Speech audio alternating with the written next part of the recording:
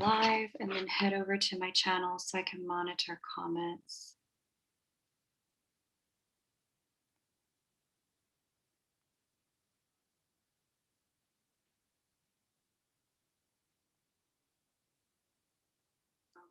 Live and then we'll get over to my channel so I can monitor comments.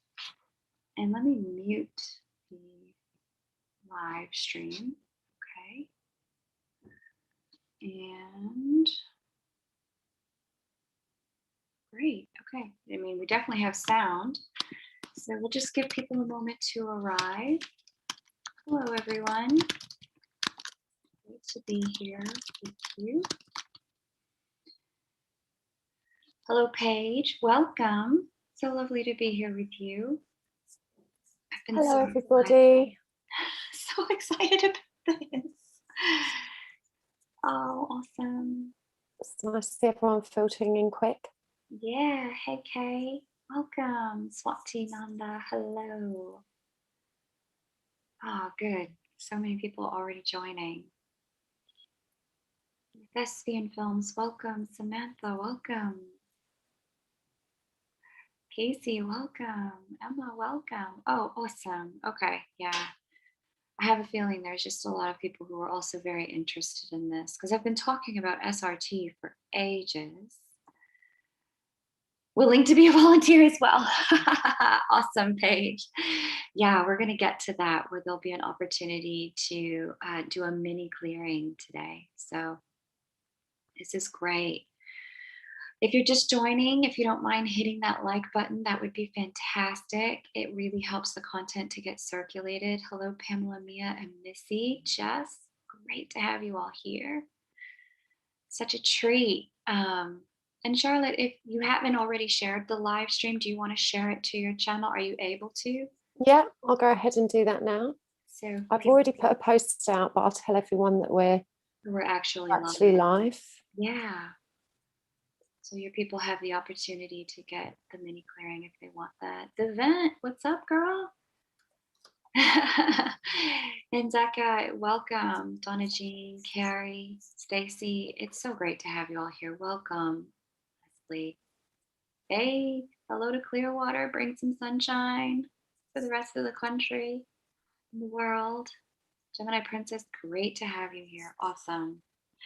And thanks everyone for hitting that like button and for being here so quickly. I think we can kind of go ahead and get started. I mean, I see there's a lot of folks still joining, but I can already tell that this is going to be a full room. And I want us to have the most amount of time possible to be able to go through the interview questions and content. Let me just pull up one last thing.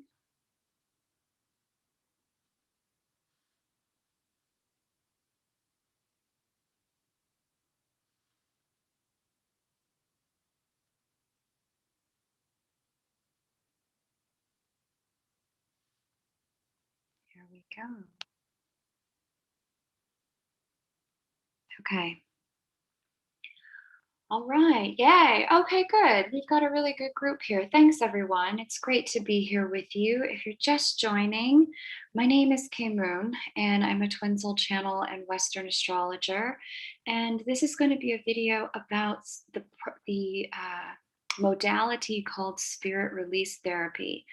And it's a modality for both twin souls and for light workers, and for anyone who would like to have the experience of having a better, more direct connection to their higher self, their inner truth, and to the divine.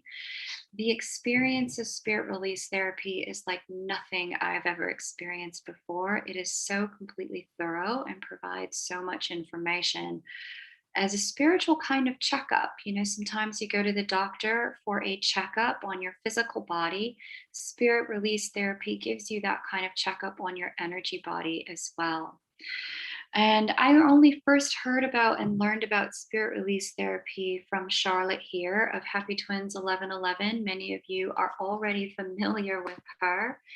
She's been certainly a dear friend and colleague. And when I got my first clearing from her, I was actually really blown away about how much as a medium she was able to pick up about my own energy body, my connection with my counterpart, and my own connection with source and what was going on for me in some of my emotional and spiritual struggles at the moment. Charlotte herself is a psychic medium through her tarot readings and classes supports the twin soul community and ascending souls on their path towards self-love. She works as a spirit release therapist, and it's a service designed by a clinical psychologist who combines both the shamanic practice of soul retrieval with modern psychological analysis to support the healing of mind, body, and soul.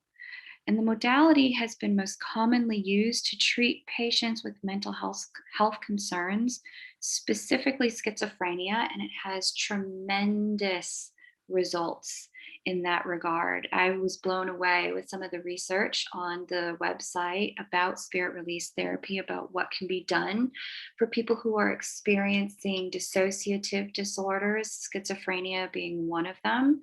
But if you have a dissociative disorder, I highly recommend checking out spirit release therapy. And it also helps anyone suffering from the unpleasant side effects of spiritual interference inside of themselves, their connection with the divine in their own life, or their connection with their counterpart. And if you're a twin soul, you're certainly no stranger to the energy or experience of spiritual interference, whether you know to identify it as such or not. In this age, there's not enough credence given to maintaining the health of the energy field as much as we give credence to maintaining the health of the biological field. We all know about physiological detoxing, maybe going on a cleanse or going on a diet. This is the process of spirit release therapy, is the process of a spiritual detox. And it's an intervention that provides a reset to neutral state and divine neutrality. So, Charlotte, I want to thank you for being here today and for bringing your team with you. Thank you so much. Thank you so much for having us. I hope you can hear me because it looks like there's a bit of a time lag on the live on the video, but hopefully you can hear my voice. But yeah, it's an absolute pleasure to be here. I know we've been meaning to do this for a really long time. And I'm excited to share this with you and to tell you more about this fabulous modality. Amazing. So we have Charlotte is joined today by some team members. She has expanded. She's previously, we really wanted to wait to do this interview for a time when, because I know many people will be interested in getting clearings. And now that you understand what the modality is, once I really understood, I was like, oh, I'll give that a whirl. I think I need that. And we wanted to wait until Charlotte had a team assembled because we wanted to be able to accommodate as many of you who really felt ready to take this step for clearing. So I want to take a moment to introduce some of the folks who have joined us today. And if you could just give us a sentence or two about what SRT has done for you as it's come into your world, that would be great. We'll start with Erin. Hi, my name is Erin. I've been practicing SRT. It'll be a year in May. Aditi and I work very closely together as a team, and we work with Charlotte, and we also have our own website as well. SRT's, it's been wonderful. It's such a great service. It's a beautiful healing modality. Thank you so much, Erin. Ella, are you here? Can you go next? I'm here, Kay. Hi guys, I'm Ella, and I've been doing SRT with Charlotte since, probably almost 2 years ago since we first started on SRT. I also do the skew, which is an energy healing modality, and what I've seen about SRT on the skew has been amazing, because on the skew we can see when people are compromised and we can see when people are clear. And SRT is certainly the modality that brings the most change in the shortest period of time. So it has been an absolutely wonderful tool to, I think, so many people. Beautiful. Thank you so much. I really appreciate you going next. Aditi, would you please introduce yourself and share anything that you've gotten from SRT? Hi. So yes, SRT, like everybody said, is a beautiful modality. And personally, I think it's just put me on track with my purpose, serving as an SRT practitioner. If not for that first SRT class last year, I wouldn't be here. And it's literally transformed my life 360 degrees. And I feel like it's a blessing that I'm able to share with so many others, because the results are magnificent. Everywhere around us, when we hear stories from people and all that they've experienced because of one SRT clearing, I think we're always in tears, always. Beautiful. Thank you, Aditi. And Pink, if you would be willing to go to round out the experience and share any breakthroughs you've seen for yourself or your clients with SRT. Hi, everyone. Thank you for having me. I was introduced to SRT around 2 years ago, first by Charlotte. I took her class, then I expanded into the clinical use under Dr. Palmer. And the most amazing thing is to see and hear the feedback from clients, how their life shifted around, how they could gain control back, how more love, literally, and more understanding started to flow in their connection, whether that's their twin counterpart or anyone else around them. So it's because of those feedbacks and shifts in the life of the client. It's quite so beautiful. Lovely. Thank you so much. Pink and Ella, when you have a moment, because we'll get to some opportunities for the group to share more experiences momentarily here. If Pink and Ella, if you could just adjust your microphone so that your voice is closer to it, that would be fantastic. Thank you. All right, let's dive into our interview questions. And if you're just joining, welcome. I want to encourage you to hit that like button. It certainly helps get the content circulated. And I'm going to go back to Charlotte now. Charlotte, can you tell us a bit about exactly what is spirit release therapy? Where did it come from? Just give us kind of an overview and some of the history. Absolutely, yeah. So SRT was actually discovered by, well, it was created, if you would like, by a group of Brazilian psychiatrists who had observed that a lot of their mental health patients were receiving treatment from local shamans in the indigenous cultures in Brazil and a lot of South America. That's how most of the locals seek treatment for anything of a mental concern.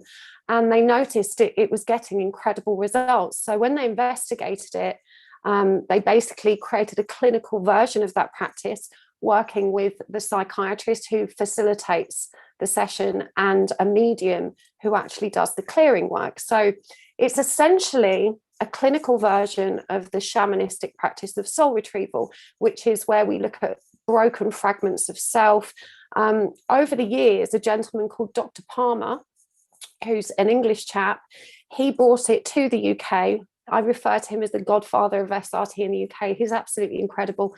But he's been creating the protocol that we work with now for almost a decade. He works with a very skilled medium called Andrew Porter, and the two of them formulated the practice that we refer to as SRT today. So there's a variety of different forms of this. In Brazil, they may do it slightly differently, but this practice that I work with specifically was Dr. Palmer's protocol. And I've expanded on it a little myself, but it's essentially the practice of clearing a person's field energetically. So a medium tunes in with a guide, and I need to make clear actually that the medium doesn't do any of the work. The medium is just a messenger, just an instrument. We're like the middleman that tells the client or the facilitator what our guides have found and what they're going to do about it. So we have a checklist of things that we ask our guides to look at, and that's part of the protocol that Dr. Palmer developed. And then our guides will go ahead and actually do the clearing. So really, as mediums, we're not actually doing any of the work aside from acting as communicators and a channel so that that message can be conveyed. Beautiful. And so for people, I want to honor that there are people on multiple aspects of the spectrum around an energy body and what it is. If you could just give us an overview of what is an energy body and the aspects that a medium might look at in SRT. Absolutely, yeah. So as in addition to our physical body, there are many layers of energy that surround us. Now we have 4 bodies, actually. We have a physical body, a mental body, an emotional body, and a spiritual body. We have an outer etheric field, which is a space of light that surrounds us, and that should be sealed by our natural defenses or protection. We also have an inner etheric body, which sits it's, I guess you could say, within our physical body. It sits within us. And all of these areas are quite sensitive, just as our physical body is. We have a chakra system as well, which most people have heard of. There's 7 chakras in the human energy field, though many, many more chakras that we could work with at a higher level and, in and around the field. We check a variety of things. In addition to clearing the outer etheric field and the inner etheric field and chakras, we're also looking for things like interdimensional parasites, which are kind of like the same sort of thing you would find on humans with mites or ticks or nits or fleas, that kind of thing, but of an interdimensional nature. We're looking for earthbound spirits, which are really problematic for humans. There's more earthbound spirits on this planet than there are living human beings. And just to clarify, when I say earthbound spirit, I'm actually referring to what most people would commonly call a ghost. So they can be very problematic in the way they interfere with our energy. We clear portals from people's fields, which are, I guess, an energetic gateway into your field or into your energy. And we also look at the psychological factors, which is actually a form of telepathy, where we reach into the person's consciousness and we're looking for limiting beliefs or negative self-created thought forms that don't serve the client, that can be dissolved or replaced. And we're looking for disassociated aspects of the personality, which is really what the shamanic practice of soul retrieval is. So when we experience trauma, aspects of our consciousness can disassociate or detach because the trauma is too difficult to carry. So it's quite important to reintegrate those kind of disassociated pieces of self. We look at the physical body as well on my protocol to see if there's any health concerns that have a spiritual cause. So we also bring forward a lot of guidance, of course, for the individual in terms of, how they became vulnerable to attack and how the attack happened and what they can do to remain clear moving forward. So there's about 11 steps on my own protocol. But quite often we do as guided, different things come up, and I'm sure these girls will tell you as well. The most interesting thing about working with spirit release therapy is you never know what you're going to find. So it can be really interesting to see what comes up in, an individual's field. It's always different. Thank you. That's a great explanation, and it clarifies a lot. Because one of the distinctions that I'd love to make at this point is, you mentioned how it works, that there's a facilitator, there's you, and then there's your guides who go in and see stuff. How does it work specifically with twin souls? Because I understand that there's something a bit different here between the twin energy body and if you're not a twin, it's a bit different. And this may be why I guess you do the twin connection check before you proceed with the healing. Can you speak to that? Yeah, I mean, actually, what you're referring to is twin flame healing. So in an SRT check, we clear the individual. And at the moment, clearing the twin flame connection is something separate to that. So it's a standalone modality to clear an individual with a spirit release therapy technique. So we look at both counterparts separately initially. Now, I used to offer a twin check as part of my spirit release service. I don't anymore, but clearing the twin connection would essentially work in the same way. That we probably wouldn't follow such a strict protocol, but essentially when you're clearing the individuals, you kind of are clearing the twin connection anyway.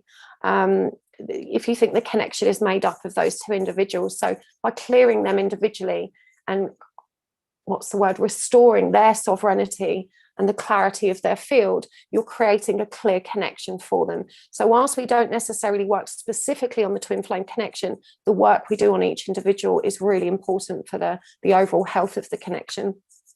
Beautiful. Thank you so much. And we are going to momentarily here take a couple of volunteers.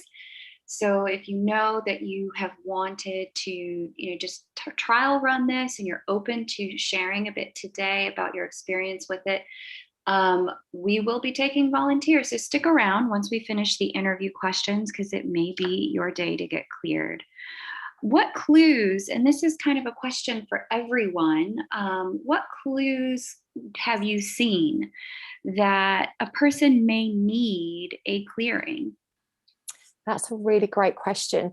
It does vary individual to individual, but generally speaking, if you've had a clearing recently, it would be more noticeable, the symptoms. Most people, if they've never had a clearing, may have picked up a lot of stuff over the years, and so they might not notice such a dramatic impact because it's something that's become a gradual normal state for them. But generally speaking, the first symptoms are sudden onset symptoms that don't seem to connect with anything else. For example, your emotional state suddenly becoming negative and with no kind of external circumstances to kind of support that change in you. Headaches or body pains or general feelings of unwellness are a strong symptom. Obviously, what you're doing at the time, I think, has a dramatic impact on how you interpret the symptom. I mean, I spoke to you before we started today and said, I've got a headache. I never get headaches. So that for me is always a red flag, because I'm not a headache type person. If I get any unusual aches or pains, it's my first assumption is that I'm being attacked or that I need to be cleared. But it can really vary individual to individual. I think it's important to talk about how spirit can affect us. And a lot of mental health conditions do have a spiritual root. That's certainly my belief. It's Dr. Palmer's belief. And it's one of the reasons that this treatment is particularly effective for schizophrenia, because, of course, with schizophrenia, they're hearing voices. And, our philosophy is if you're hearing voices, you're hearing voices, and we need to clear those beings away that are interfering with your energy. And I think it's important to understand how earthbounds can affect us, and how all the energy around us affect us. When we go about our day, if our field isn't properly protected, we are connecting with energy in every sense of the word. Low vibrational energy exists in people, places, spaces, circumstances, conversations. And so if we have a very permeable, loose or not well protected field, we're constantly picking up negative energy. And it's not necessarily an attack, it's an accumulation of dirt, if you would like.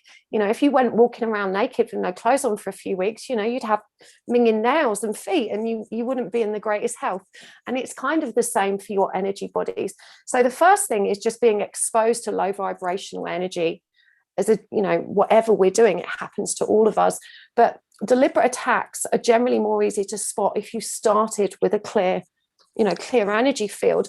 Earthbounds are particularly problematic. As I said, there are more earthbounds on this planet than there are living humans. And if you've ever seen an evidential medium demonstrate, and when I say evidential medium, I mean the kind of mediums that connect to people that have passed over to bring forward messages to their loved ones. And you'll hear them say things like, oh, I've got your Uncle Bob here. I feel so much love for you from him. You were his favorite, and he's got all of this love for you and pride. And what they're demonstrating is that spirit can affect how we feel. And they might say things like, oh, Uncle Bob's showing me this place that you used to live in. Or Uncle Bob, I've got a pain in my head. He died of a blunt force injury to the head. And all of this communicates that spirit interferes with our emotions, with our thoughts and visuals and perceptions of our reality, and with our body. And that's really intense and quite serious. So if you've got an earthbound in your home, in your field, it can have a dramatic impact on your state of well-being. Earthbounds typically, as much as humans can be varied in their nature, so are earthbound. Some are really lovely and gentle and kind, and some are really problematic and troublesome and will cause us problems. We also have worse attacks from what we describe as a dark force entity, or a DFE, as we refer to it. And that can be very serious. And symptoms of that can be anything from full-blown possession and schizophrenia symptoms to, you know, intrusive thoughts, unexplained rage, anxiety, because a lot of these dark force entities, they feed off low vibrational energy. So they will attack your energy with a view to creating more of those bad vibes so that they can feed off it. Energy is currency, and reptilian energy, draconian energy, dark force entities, they will all interfere with your energy to help generate more of the energy they want to feed on. So, you know, having any of these creatures, beings, earthbounds, or just low vibrational energy in or around your field generally feels rotten. You can feel tired, drained, anxious. So, you know, if you've got sudden onset symptoms, if you suddenly feel angry and, you know, there's nothing that's occurred to make you feel that way, or if you've noticed, you know, lots of issues that weren't there before and you can't seem, you know, to find a reason for them, I would always advise you get cleared. In fact, if you've never been cleared, we very rarely clear someone and find nothing. Now, occasionally, if we're clearing another light worker, and obviously we don't know who we're clearing when we tune in, but generally light workers or people that work with the light tend to have, you know, more likely to be clear, but actually working spiritually puts you more at risk. So I would say you're more likely to need clearing if you practice spiritually and have never been cleared, and you have any of those symptoms, you know, if you're feeling unwell, or you've got, you know, unpleasant emotional issues that don't seem to cooperate with, you know, what's going on in your life. Beautiful. Yeah, and interference, I mean, there are so many different places interference can come from that I really just want to pause and acknowledge. That interference can come from, as you mentioned, dark force entities. Interference can come from, you know, just some of the earthbounds or the disincarnate spirits that are here on earth. Interference can come from just ill will or ill intent from people around. Curses and hexes, and we clear a lot of that. And it can also come from, like Charlotte was saying, I think the most common place that we overlook is just simply where we have been traversing and whom we have chosen to place ourselves around. That there can be spiritual interference simply from being around a person who is consistently low vibration, depressed, struggling themselves. And it's a SRT gives us that opportunity to really kind of take a spiritual shower and kind of clean it all off. Yes, so very much so. Are there any other clues that anyone else wants to share from the group here? I just wanted to add something. 2 common things that I think I've heard a lot from people, which are telltale signs that, okay, yes, I think SRT will help you. One is I've not been feeling like myself at all. And the other is I know everything, I'm aware, I know of all the blocks, but no matter how I want to, I'm not able to move ahead. There's something blocking me, but I don't know what that is. So these 2 sentences, I think, at least Erin and me, we've heard these a lot when somebody reaches out for an SRT. Wonderful distinction. Yeah, like you don't know why you can't move. I know what I'm supposed to do, etc. That's great. Thank you for sharing that, Aditi. Anyone else want to share some insight about common symptoms one might see that's indicative of clearing might be needed? Yeah, to elaborate on what Aditi said, another common thing that I come across with is when people say, oh, I set so many intentions to reach a certain goal, whether it's in career or love life or just sell a property, and I keep hitting a wall and I don't know what else to do because I've tried everything and it's just not working. So that can be also, or most of the times, a sign that SRT is needed so the energy can flow again. And because imagine it's kind of like you have a block or a wall around you, so you can set those intentions, put a massive energy in it, but the attachment can push it back towards you, so to say, with the same or even more force. So once that's cleared, the energy can flow again and you can sell the property, you can have better opportunities to reach your goal. Another thing is when people say, oh, I started to blurt out things that I don't know where it comes from, or I started to repeat certain things that so and so did, or I had this family member who behaved in this way. So that's another thing how earthbound and spirit can influence us, that they will, so to say, implant their personality on us or try to reach a goal. For example, they really like to drink champagne. Now I started to suddenly drink tons of champagne and it's so uncommon for me. So that can also be a sign that a clearing might be useful. Very helpful. Thank you. Let's get into some of the patterns that you might see in your clearings for twins and for light workers.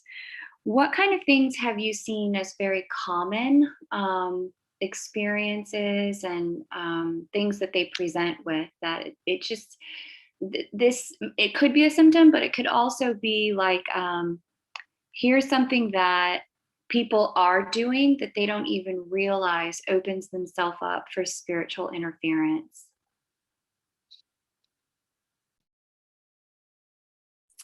I think it's important that opening yourself up to spiritual interference is, there's so many ways in which we do this, but practicing spiritually is the first obvious clue, you know, and this is why I caution people against practicing mediumship without proper tuition, without a mentor, and without the experience of discernment practices.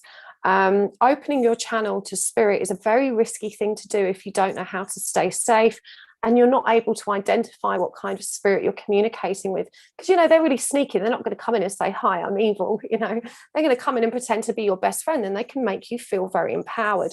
So I think the first thing is that if you're going to practice spiritually, by all means, work with your own energy.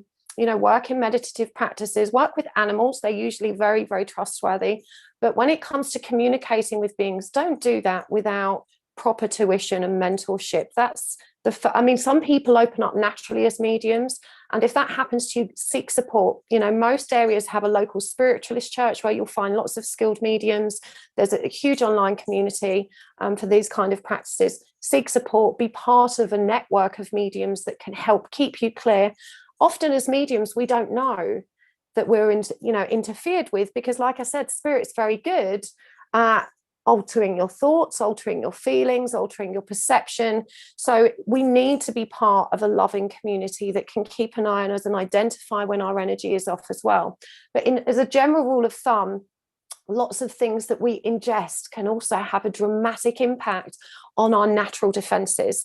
And also our own energy has a dramatic impact on our natural defenses. So if you are very low vibrational in your mood and your emotions and your thoughts, then you are generating low vibrational energy, which is going to attract low vibrational energy. So keeping yourself high vibe and actually taking time to take care of your own foul moods is really important. You know, like attracts like, and that's the first step. But going back to what we put in our body, there's lots of recreational substances as well as medical substances that will also have an effect on our field and will require us to be more diligent in clearing and protecting self. Anyone that's ever smoked cannabis or taken hallucinogenics will know that they likely will have a very spiritual experience. And that's because it blows our field and channel open and opens up to that spiritual connection, which can be very beautiful if you know how to practice safely and keep yourself clear. Lots of medications have the same effect, and that's not to say you shouldn't take them, just to be aware that they can eat away at your natural defenses or open you up to spirit. Usually those that are taken for mental health concerns, so anti-anxiety medication, antidepressives and antipsychotics will have an impact, but even some foods. And I think people don't realize that. I mean, really, as spiritual people, and I say this, I'm not a vegetarian and I'm not a vegan, but what we eat is energy. And animals in particular carry a powerful energetic charge. If we are eating an animal that has suffered greatly and died in pain and trauma, then we're ingesting an energetic imprint. of that, you know, when we eat it. So we're exposed to low vibrational energy, dark energy in every sense of the word. The best way to stay clear is to take responsibility for your energy. And just like you brush your teeth every day, wash your body, take time for that kind of self-care, taking time to ground, protect, and clear yourself is really important. And it doesn't take long. It literally is as quick. In fact, I do it while I'm brushing my teeth. So, you know, I do it frequently throughout the day because of the nature of the work I do. But it can help to just learn to recognize when you're clear. Once you have a clear energy, you're then more able to discern when it's not clear, because you know how it should feel. So if you had an interaction with another person and, you know, you've picked up, they've been ranting about, you know, some low vibrational argument they've had, you'll recognize that you pick up some of those bad vibes, and you learn to discharge that energy at the end of the conversation and to restore your own sovereignty. So really the best way to keep clear is to be aware of your energy, and you cultivate that practice by spending time with your own energy. This is a great time to just, how about we do a quick clearing? Show us how to ground and protect. And I think that's one of the first and basic steps, right? Absolutely, yeah. So there is a grounding and protection meditation on my channel for anyone that doesn't feel comfortable doing this independently. And if you've never done grounding and protecting before, I would advise you to start with an audio meditation just until you learn the method. But I think it's important to mention that in that meditation, there's what we call an induction. And an induction is basically moving you into a very relaxed state, and it allows you to move into an altered state. So we refer to that as an alpha state or a delta state. Sorry, not delta, theta state. Delta would be sleeping. So when we take the time to breathe deeply and relax ourselves, we actually open up our minds, which is why it's called mindfulness. And from that point, we become powerful creators. We're all creators as human beings. We are born creators. And when we move into an alpha or theta brainwave state, we activate those powers of creation in a very profound way. So the first process is to learn to relax yourself and to move into that state, which is why working with a guided meditation can help you develop an awareness of those steps and how it feels to move into that state. But once you've got that, essentially grounding and protection can happen instantly. As creators, energy moves at the speed of light.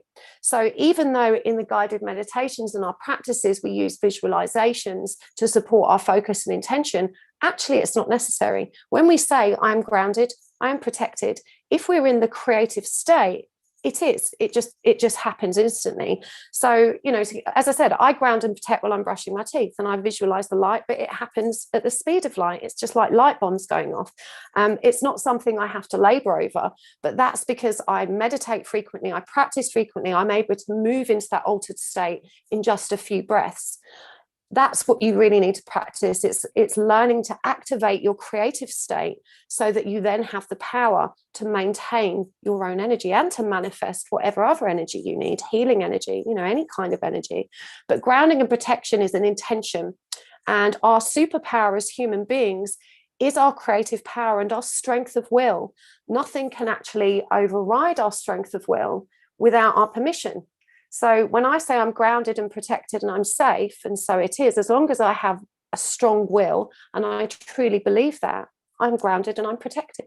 The act of clearing ourselves is just flushing ourselves through with light. Again, it's just an intention. You know, I will take a moment to visualize myself being showered with light and to visualize that light washing away all of the bad vibes, whatever else I'm trying to clear from my field. And then I'll visualize my field being restored and my protection reinforced and, you know, my grounding deepened. So it really is just a process of intention and will. And we use the visual practices to really focus that intention, but it's not necessary. Some people don't visualize, and that's okay.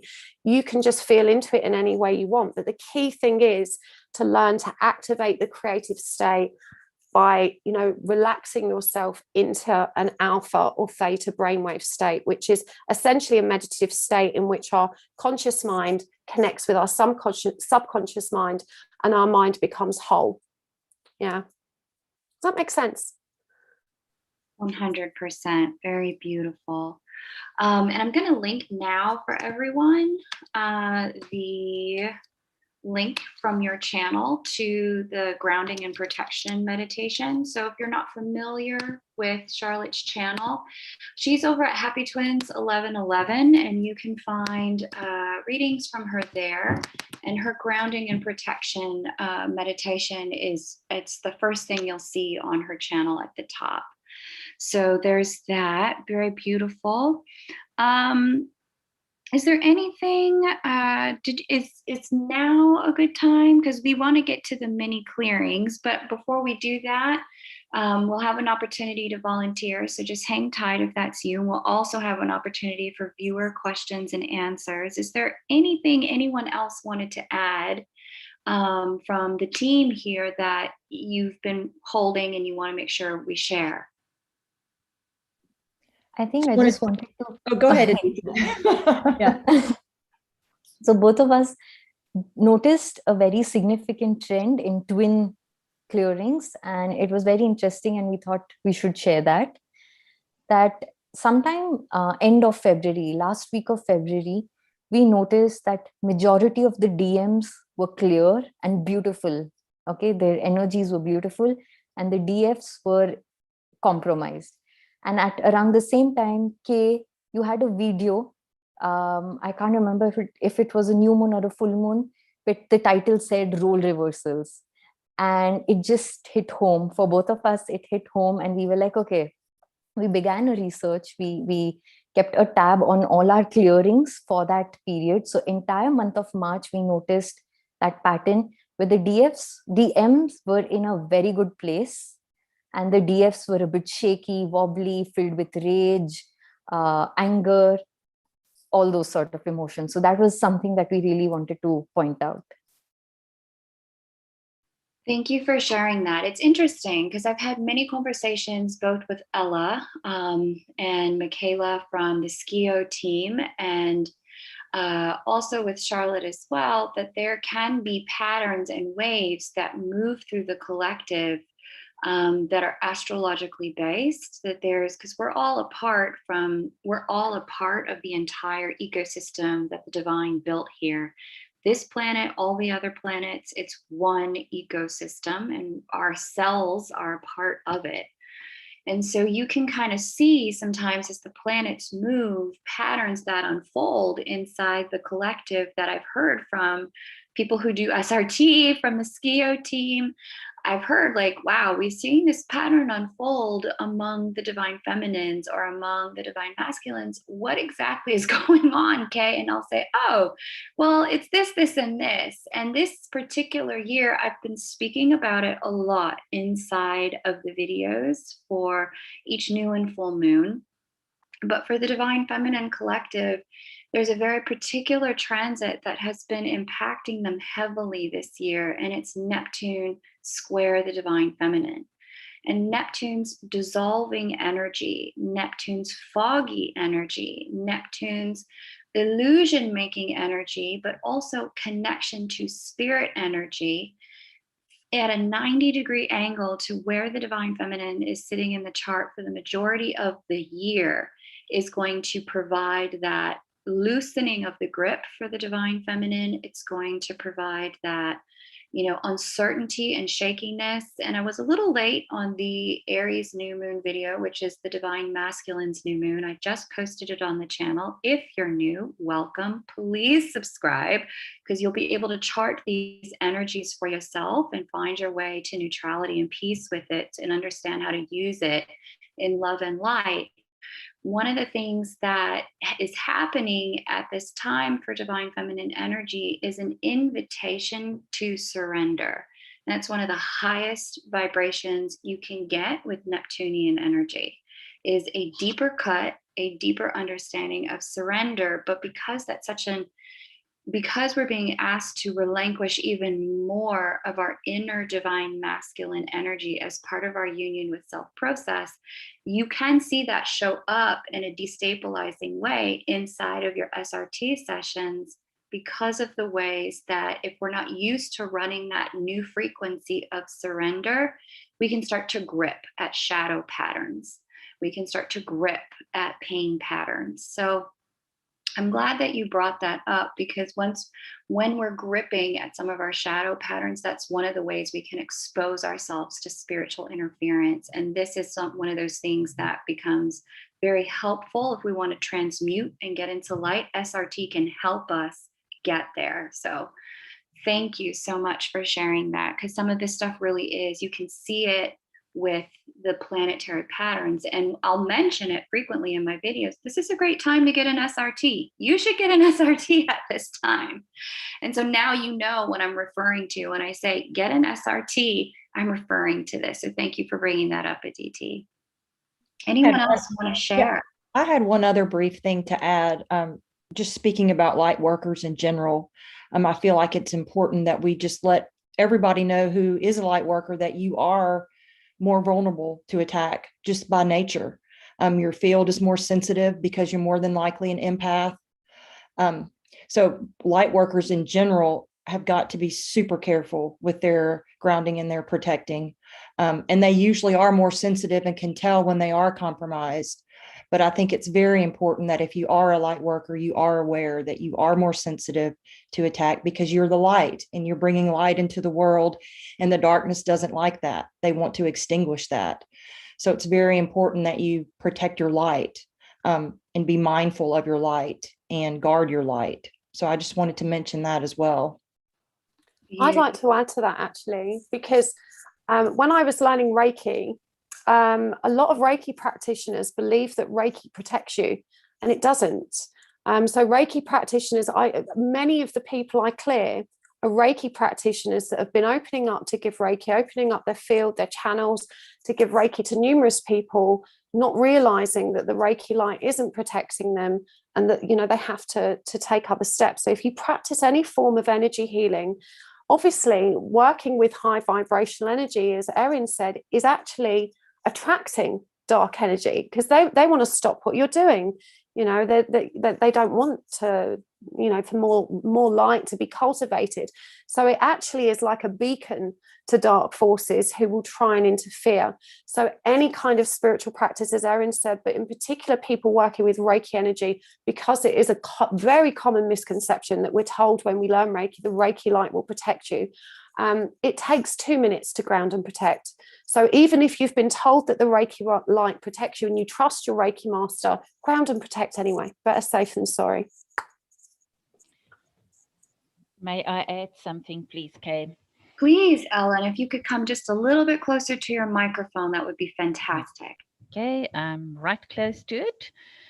So just from my side, I think I want to add to the Lightworker thing. And I think it's so important when you work with clients of any type in the Lightwork industry, that you realize that you have to clear yourself between clients. It is so, so important, because we do get influenced by aspects that sometimes we don't even realize we're being influenced by. So if you don't completely clear yourself between clients, first of all, there can be a transfer via you from one client to another client. And secondly, you may be compromised yourself. So like Charlotte said, it takes a moment to clean yourself, but always clean yourself between clients. And, you know, for us, when we do SRT, at the end of an SRT session, we also make sure that everyone is clean. Pink and I work together quite closely, and it has happened so often that in an SRT session, like an earthbound would sneak into the room, or, you know, just some energy that's not meant to be there. So we are very susceptible to that, and it's really important to clear between your clients.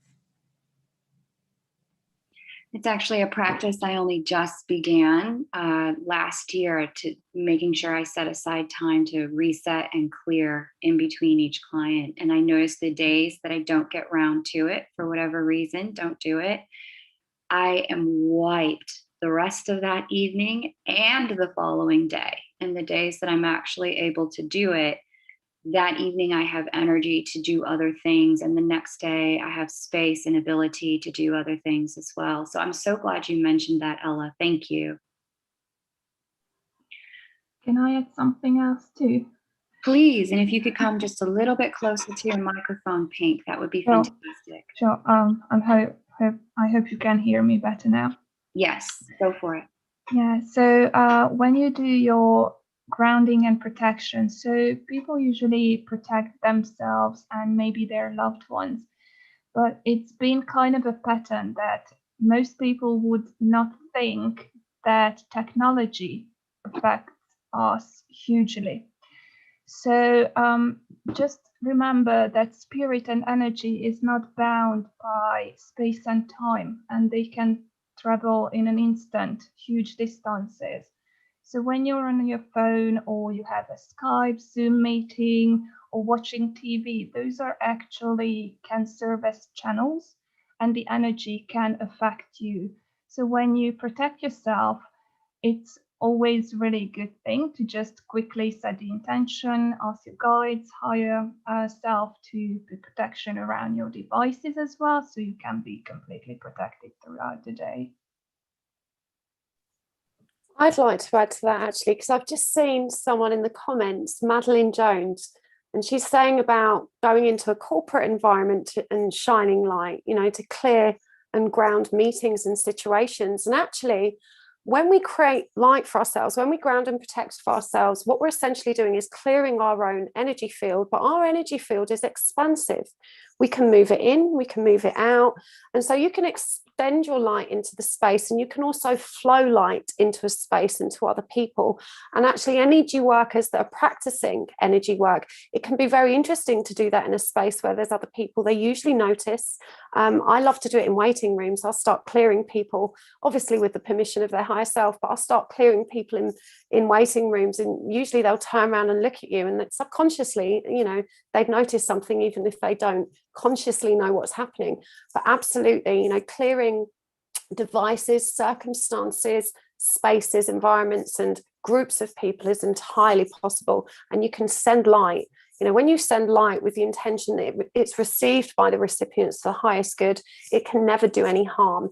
And those individuals that don't want it will simply reject it. So we'll talk about the ethics of permissions later on, I'm sure. But generally speaking, sending light is never harmful. It's always a positive thing to do, especially, as Madeline Jones suggested, in the corporate sector, which is rampant with ego and often lots of low vibrational energy. Beautiful. Beautiful. Just to, I also want to really quickly speak to something in this part of the conversation that I saw someone bring up in the comments here. We'll get to viewer comments and Q&A momentarily, but one of our viewers had mentioned that, you know, if you overly concern yourself with darkness and dark forces, that's part of how you attract it. And if you can just say a prayer and center yourself, that's a great way of repelling. And I wanted to just address that because both things are true. One of the things that can happen as you ascend in your frequency and you're able to hold more light, more of your own divinity, more love, more of your God spark, one of the things that can happen is it's like a beacon. You become more visible, like a lighthouse, to any and everything near and far. And that's not just dark forces, but it's also other light forces that you become more greatly visible to, that are both incarnate and disincarnate.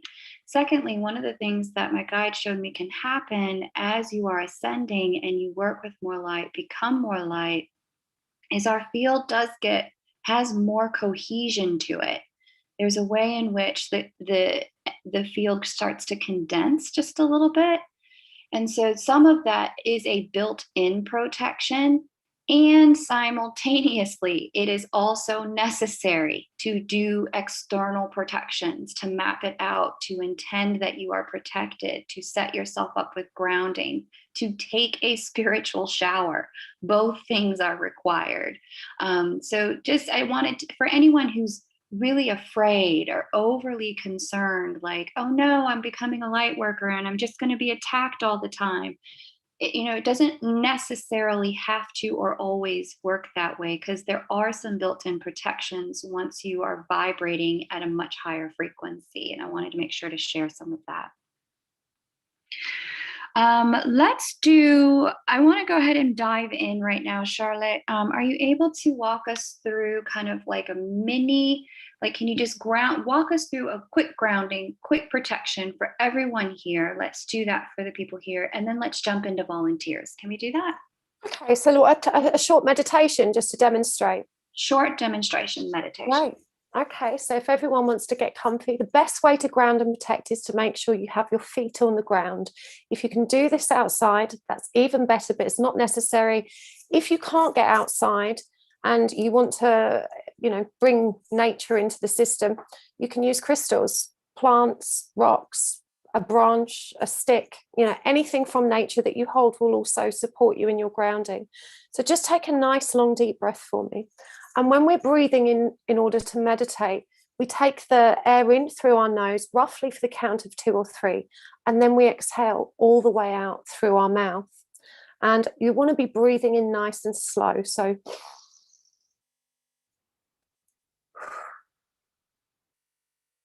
and you want to really fill up your tummy, really taking as much air as you can, and then exhale all the way out on the out breath until there's nothing left to exhale. And just repeat that around 5 times. And you'll notice that as you pay attention to your breath and you bring your focus to the sensation of the air moving in through your nose and the air passing out against your lips, that you will already begin to relax. And once you're focused and you've found a lovely rhythm with your breathing, just close your eyes and just begin now to instruct your body to relax using your inner voice. So say to yourself in your mind, I'm relaxing my eyes. I'm relaxing my mouth and my jaw. I'm relaxing my neck, my shoulders. And I'm relaxing through my arms. I'm relaxing all the way to the tips of my toes. I'm relaxing through my tummy and my hips. I'm relaxing through my thighs. I'm relaxing through my legs, all the way to the tips of my toes. And then just begin again with the eyes. And you'll notice that the more you send your body instructions to relax, the more you begin to feel every muscle turn slack and loose. Just continue breathing deeply as that relaxation begins to flow through you, and you can visualize light moving through you, relaxing your muscles if that feels good to you. And as you reach a relaxed state, you're already at a healthier state of mind.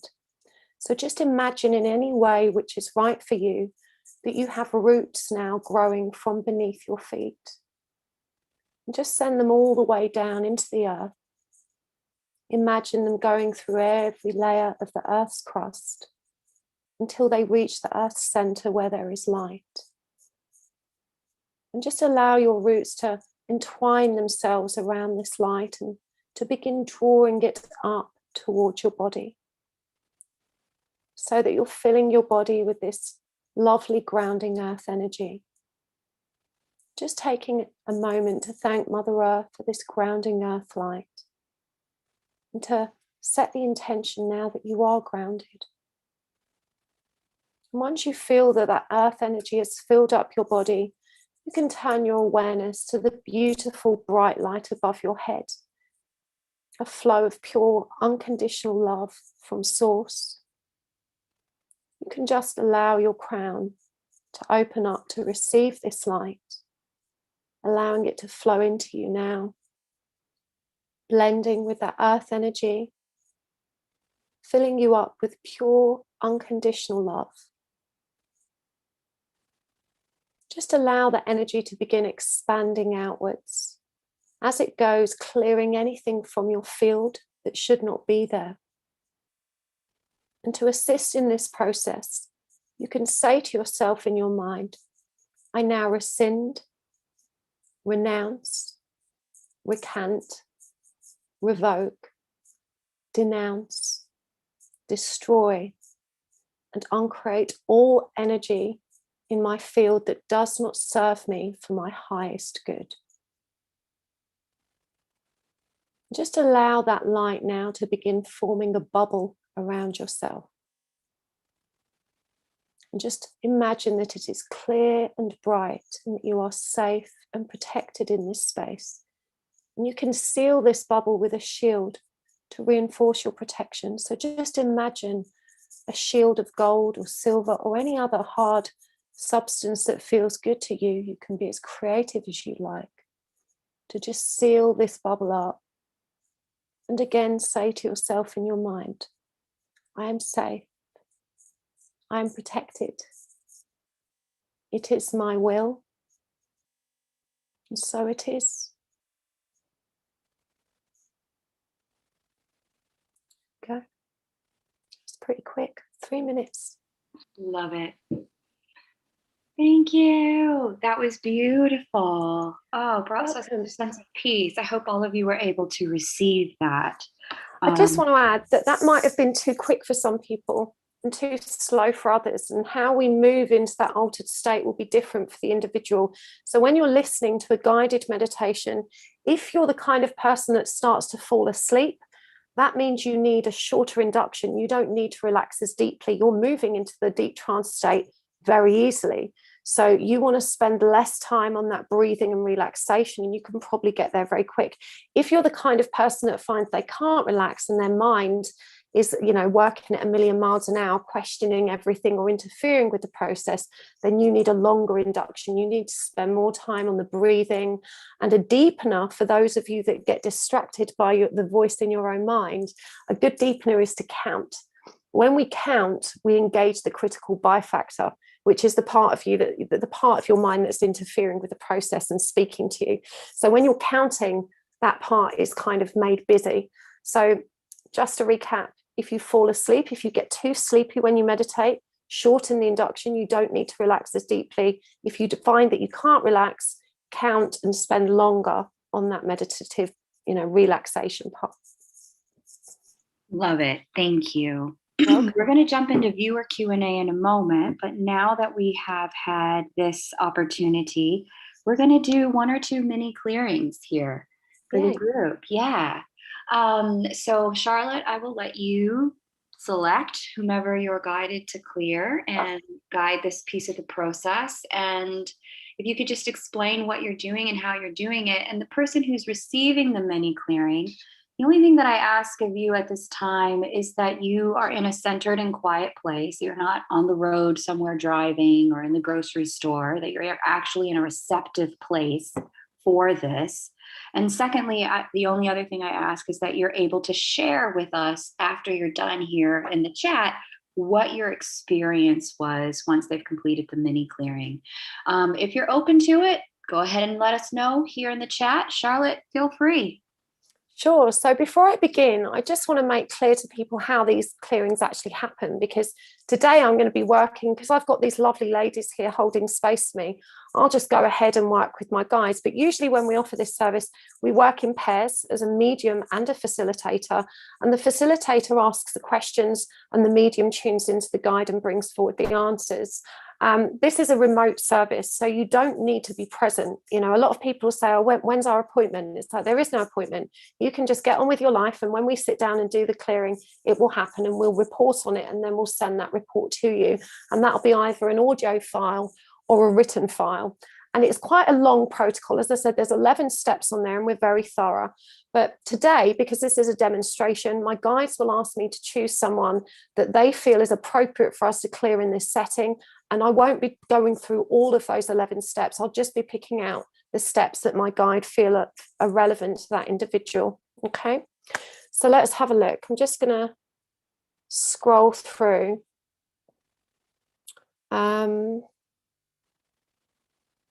See who my guides want me to come to. Okay, I'm coming straight to Kirstine Hurtig-Carl. Kirstine Hurtig-Carl. I got pain in my heart chest when I looked at your name, Kirstine. Okay, so I'm working with my guide, John, and what he's explaining is that you have an attachment in your heart chakra, and it's inhibiting your heart from moving and flowing in the way it should.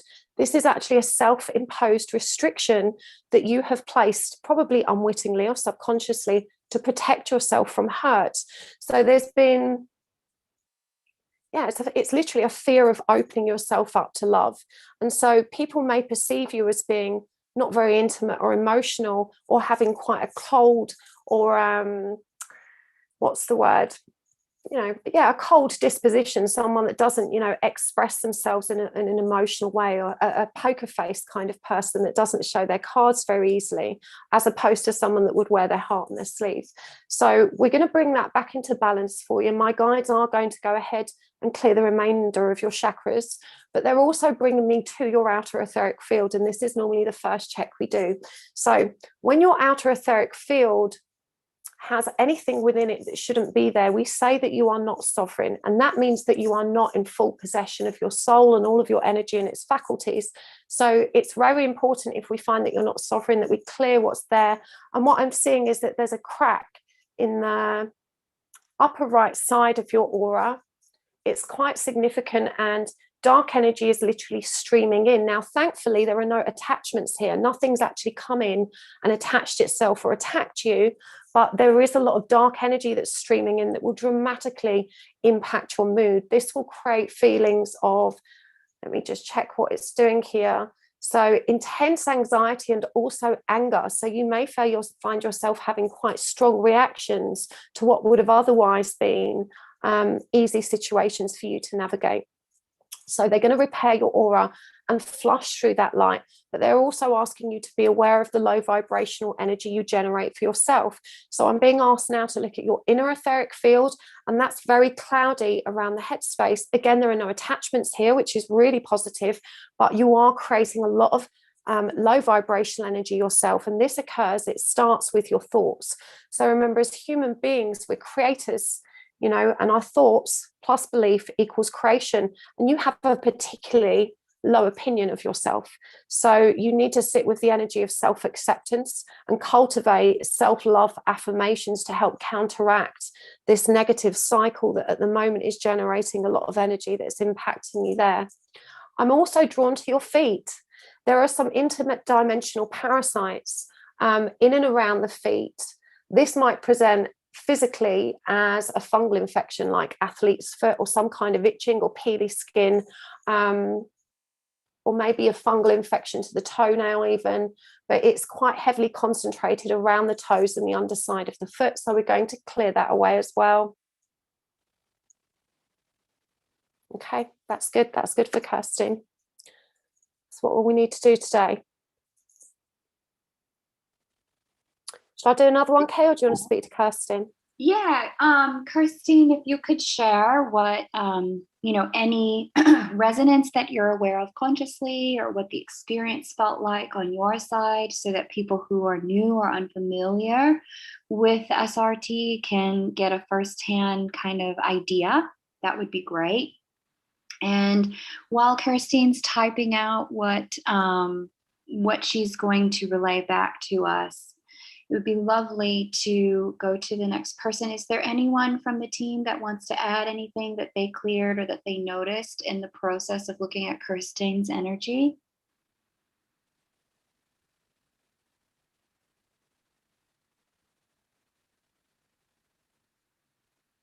Totally okay if not. I totally understand. Erin, would you like to do a clearing to demo one? Sure, I would love to. Fantastic. All right, go ahead and choose someone that you're guided to choose, Erin. Okay.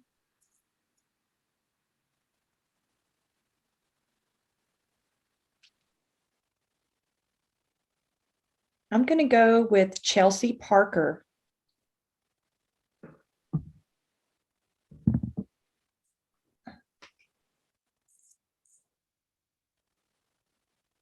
Okay, I'm going to start with her outer etheric.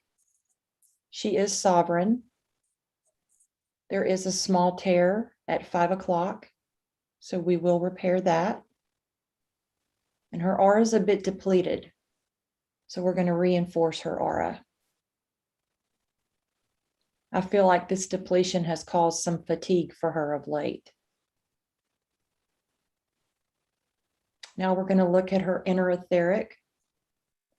There is some dark energy in here at the bottom. I feel like she's been carrying some guilt, unnecessary guilt over some things. We're going to remove that. And we're going to fill that inner etheric with white light. We are going to expand it. She can hold more light. We're going to take a look at her chakras now. Her crown is nice and open. There's good flow. She has a very strong connection with Source. Her third eye is open as well. Very intuitive, very wise. Her throat chakra is partially blocked. This is self-induced. We're going to open it up. Encourage her to speak her truth. Her heart chakra is open. It's a little reluctant, a little slow. We're going to speed up this chakra. It needs more color too. We're going to move down to her solar plexus. She does lack some confidence here, so we're going to instill confidence. We're going to open up the solar plexus a little bit. The sacral looks good. There's a lot of creative energy here. The root's a little wobbly, so we're going to reground her here, add some color. And we're going to speed up the root chakra as well. And we're going to flush all the chakras with light. We're going to put them in a protective bubble of purple light. And again, we want to encourage her to speak her truth. So that's what we got.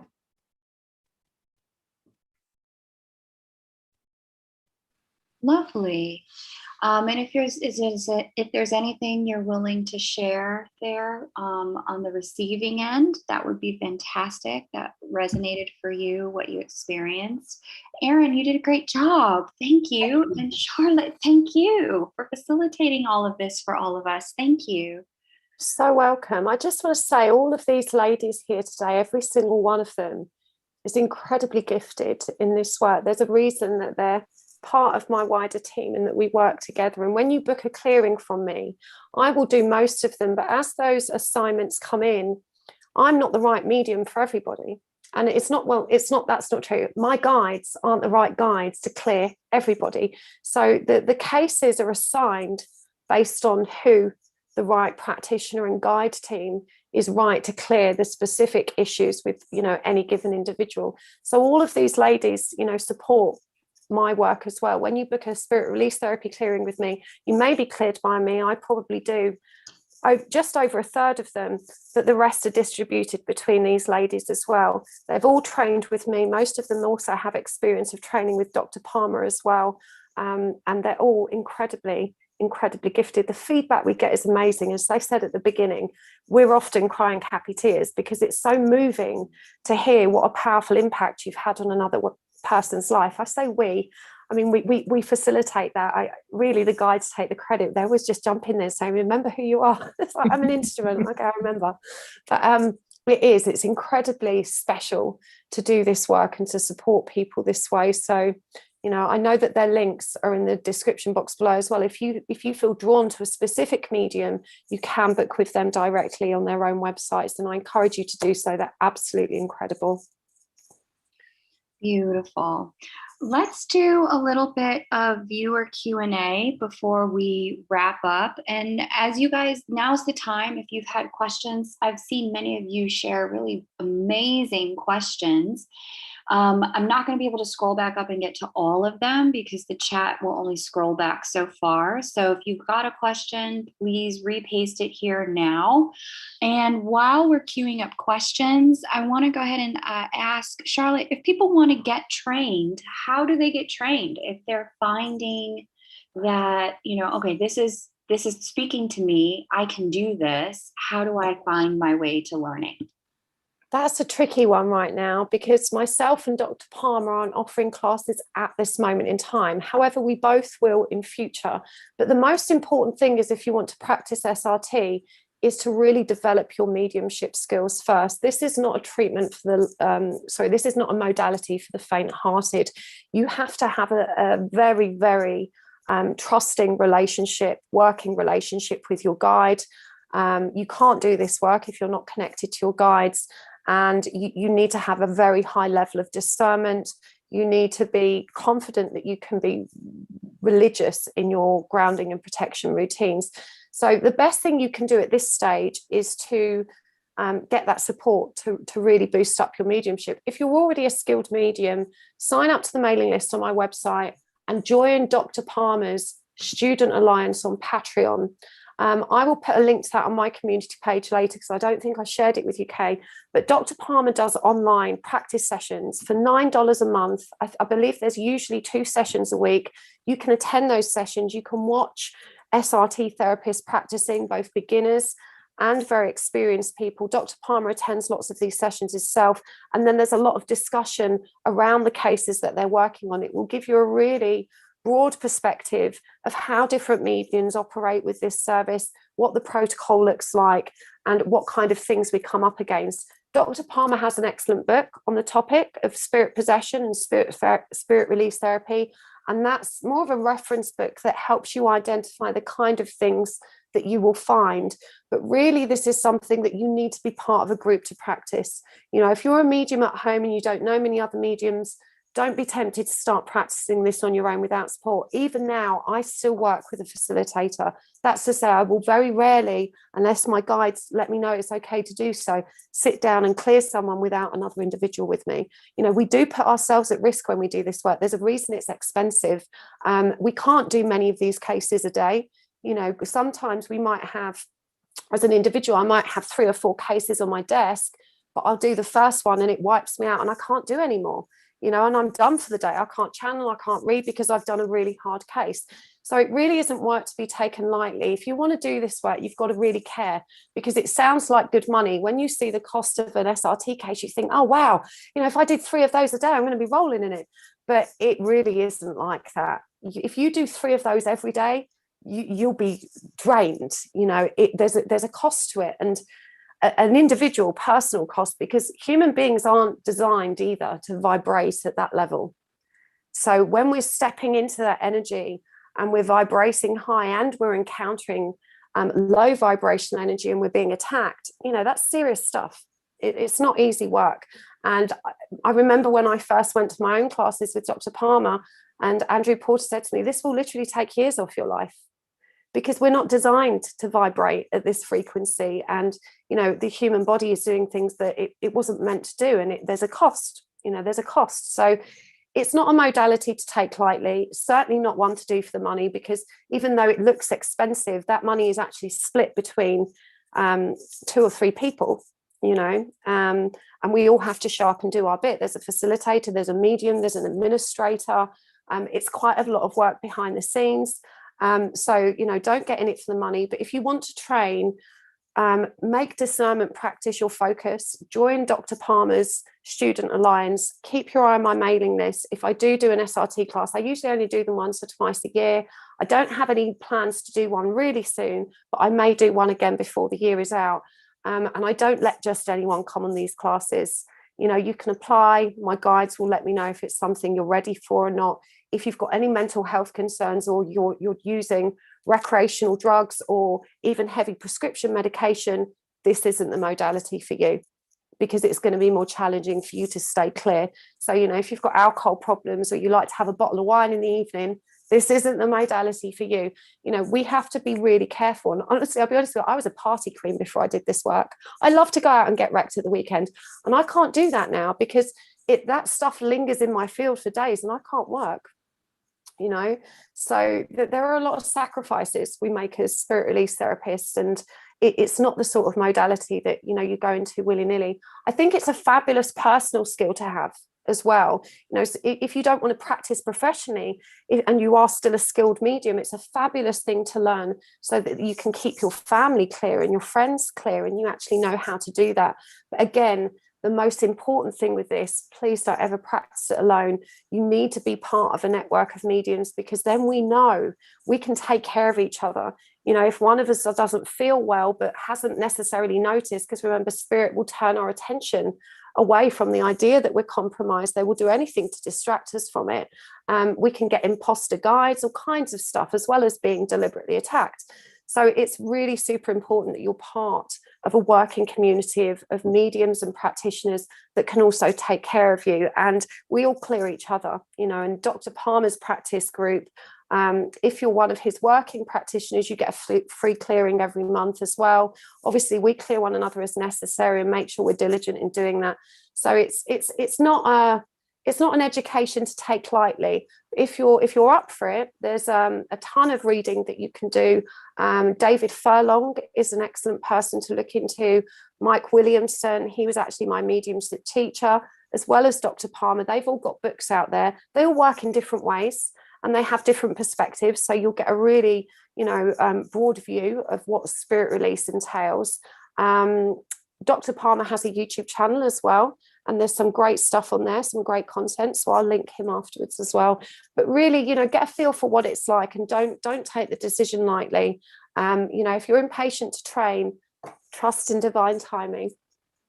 Yeah. Beautiful message. Thank you so much. It's great to share that level of discernment around what it actually takes to be a practitioner. Because sometimes we think it would be so cool to do something, but every modality isn't always for every person, and it's important to understand what you're signing up for.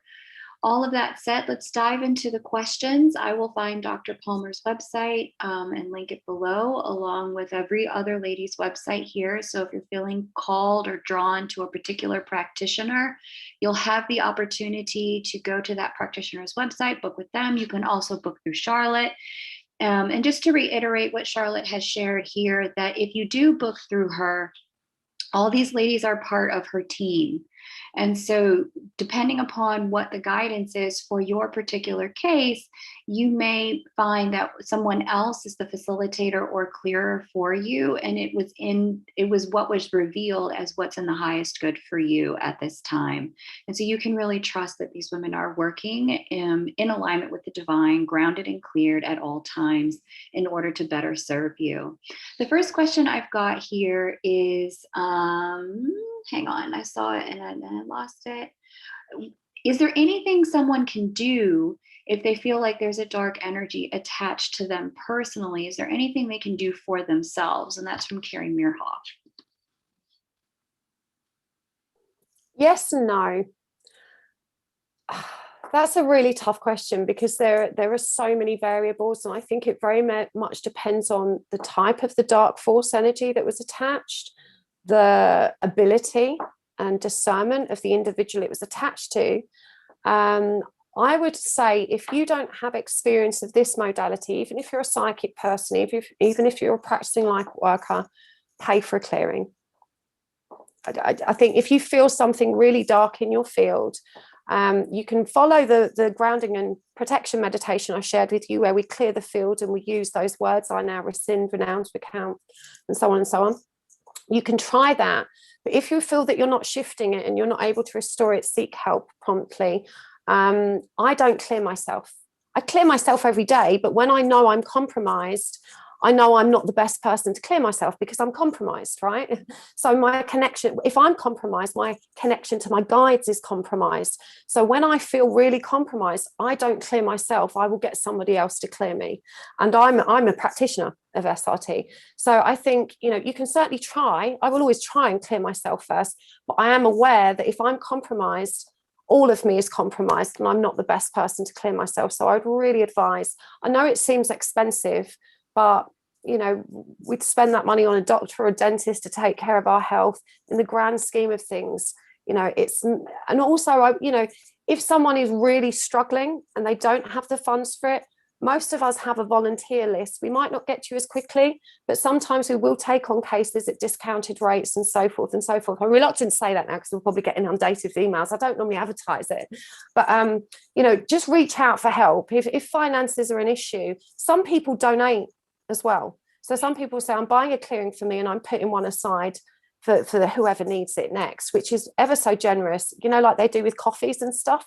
Someone will literally leave a clearing in the pot for someone else to use, and that's really generous. But just reach out, always get help, try. But it's, there's loads of videos on YouTube, remove attachments from yourself, remove dark force entities.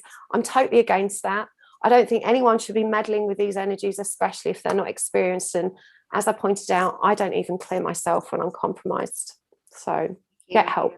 Thank you. Very much appreciate Welcome. the answer. Let's go to the next question that we have here.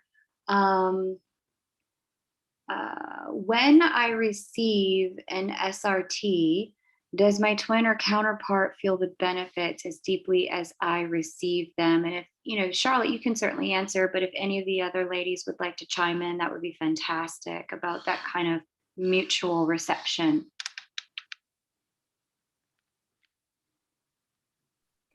Well, again, it's a tricky question, and the answer is yes and no, I would say, because yes, to an extent, because it helps you unblock so many aspects, and it helps you let go of things you're holding on to, and automatically, you know, you enter it. It helps you enter surrender better, and then the whole runner chaser dynamic shifts, and then you see a shift in your twin. So I'd like to say yes and no to that. But when you book for a twin clearing, definitely that's much more powerful, where both the energetic fields are being cleared at all levels. And then we've noticed a powerful sort of switch or change in that connection. So that would be my answer. Can I add to that? Because this raises a really important topic, which is the ethics of permissions and the impact of clearing a person that doesn't know they're receiving a clearing. Now, when we clear an individual that isn't aware they're receiving that clearing, they're not going to hear any of the information that we share, including the advice and guidance we share. And so that means they can't take action on what's initially made them vulnerable. So sometimes their higher self will also reject the clearing. Not often, but sometimes the higher self will say, no, I don't want this. Other times the higher self will say, I'll accept the clearing, but I won't share any information with you because it feels too intrusive, because the information is going to a third party. So that's something to be aware of when you book a clearing for your counterpart. You know, we are reading into their energy at a deeply personal level. It is quite an intrusive thing to do. And obviously we have to get the permission of the higher self. And when they tell us not to share information, we simply don't. It's that simple. So don't get them a clearing because you want to be nosy, first and foremost. My guides pick up on it every time. And sometimes they'll just say, we're not clearing that person, and send them the money back. So it's really ill-dignified to get a clearing for your person because you want that information about them. If you are generally concerned about their energy and you want them to be cleared, it's really important to remember that, again, without that advice and the guidance that's going to keep them clear, quite often the effects of that clearing won't last, particularly if you're dealing with a drug addict, someone that drinks a lot of alcohol, someone that's got, you know, loads of really destructive coping mechanisms and behaviors. If they're not ready to change, the clearing might release their energy for 2 or 3 days, but it's not going to last because they're not ready to hold that state. It's quite simple. In fact, that's the same with any healing modality. In truth, a healer doesn't heal. A healer facilitates healing. The individual has to be ready for the healing, ready to release the shadow aspects that are brought up from the healing, and ready to actually do the work to make those improvements with their own energy. So it can be really great to clear. For example, I will clear someone I love if they're going to be in hospital. A hospital is rampant with low vibration energy, lots of people dying there, lots of people sick, lots of people sad, you know, really fractious energies. So I will always clear and protect someone that's either been in hospital or is going into hospital, particularly if they're having an anesthetic, which completely collapses our natural defenses. So in those situations, it can be hugely beneficial. You know, if you know your twin has an important meeting and you want to support them, a clearing would be great in those circumstances. But if your twin has serious mental health concerns, and they're taking lots of medication or lots of drugs or lots of alcohol, and they've got lots of destructive habits, it's really important to understand that without their 3D intervention, those clearings aren't going to be as effective. So I would always say, unless your twin's in on it and they're happy to say, yeah, clear me, let's do this, I'm ready for it, it's not worth it. In most cases, you know, if you want to be nosy and give them a helping hand, fair enough. But really, it's, you know, it's not going to have a prolonged effect. And I don't clear my twin very regularly You know, if he asks me, I will. And I don't ground and protect him either. You know, you wouldn't brush your twins' teeth, would you, or offer to wash their face every morning? You know, that's a codependence. It's not my job to look after his energy, and I don't want that burden or responsibility, and neither should you. So I think it's really important that, you know, we will clear third parties, and you can book for your parents and your kids and your friends and your family. You know, we will clear people, and it can certainly help. But the individual really does need to be engaged in that process. And certainly in cases of schizophrenia, where there's heavy medication involved, one clearing is never going to be sufficient. You know, we've learned that in cases where there's lots of heavy problems, there needs to be ongoing support, and the individual needs to be a part of that. So that's something to bear in mind before you part with your money and pay for a clearing for your twin. Just being real with you. Right on. I will also say, if I can just add on to it, because one of the things that I've been getting a lot of downloads about lately has to do with the aspects of spiritual union, and being, once the two have really started to move toward one another energetically in a kind of, it's almost an irreversible kind of way. The process of being in spiritual union unifies the field in the twin connection to such a degree where you may find it helpful to clear the connection overall. So I want to say that there's kind of a both and answer here. Definitely. I'd agree with that. There's definitely exceptions to that rule. And if, you know, but if you were in a union energy or a unified energy, chances are your twin would know about the clearing and they'd be in on the act. So I'm talking about people that are in separation, not in communication, and aren't getting their twin's permission. Precisely. Yeah. That would be the distinction. Because once you're kind of in that state of a type of spiritual union, and things are there's an energy flowing between the two of you. You're hanging out together inside this fish tank, and the fish tank needs to get filtered. Yeah. And it doesn't really matter who filters it if you both can't breathe in it. So, yeah. And I think it's worth mentioning, you can ground, protect, and clear your twin flame connection in the same way you do it for yourself. It's the same practice. So just visualize that your twin's there in front of you, and that there's a bubble that surrounds you both, and that bubble is grounded, rather than grounding. Well, you can ground each of you individually, but if you ground the bubble of light that contains you, so you can work with your twin energy and clear it in that way, absolutely. And that's always beneficial. Most people's twin connections aren't protected. So when you ground and protect yourself, if you are in a twin flame journey, it can really help to maybe once a week, you know, check the protection of your actual connection and reinforce that. But I do caution people against getting into the habit of doing all the legwork for their twins, of grounding them and protecting them and paying for regular clearings. You know, that's chasing. It's a dependence. You know, if they were in your house, you wouldn't pick their toenails every morning before they left for work, or, like I said, brush their teeth for them, right? It's not cool. So, you know, even though it's very difficult to see our twins suffer, we can't heal them. We have to ultimately accept that that's something they have to do for themselves. We can't mother them and baby them and do it for them. Beautiful. All right. Next question. Little Mendisa asks, how can we prevent portals from reopening? Is that something we can answer here today? If any other ladies want to jump in?